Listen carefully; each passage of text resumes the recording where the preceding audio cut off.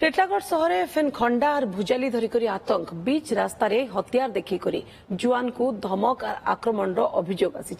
टिटलागढ़ सहर जुना बैंक छक और रेल स्टेशन जाउथबा रास्ता ने इमाने आतंक मचैथिले।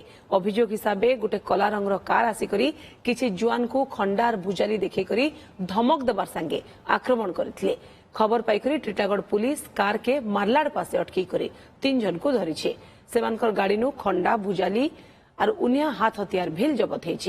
3 जन को पुलिस अटक रखी ड्यूटी 5टा टाइम रे ड्यूटी जाउथिया समय रे मुई इलेक्ट्रिक डिपार्टमेंट ड्यूटी करसी।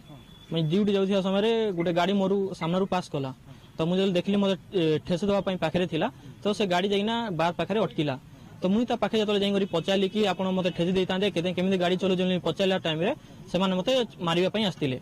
जतले मारामारी करथिले पाखरे थिबा लोक माने आसीना धराधरी कले तापर धराधरी करबा से माने बहुत नसारे थिले। नसारे गाड़ी खोली करी तांकर भुजाली बाहर कले मते मारिबा पई जतले भुजाली बाहर करे मारिबा पई सब लोक माने आसी करी पाखरे थिबा लोक माने इलेक्ट्रिक दुकान गुटे थिला रे से माने आसी करी मते धरले से माने धराधरी कले जतले से माने गले।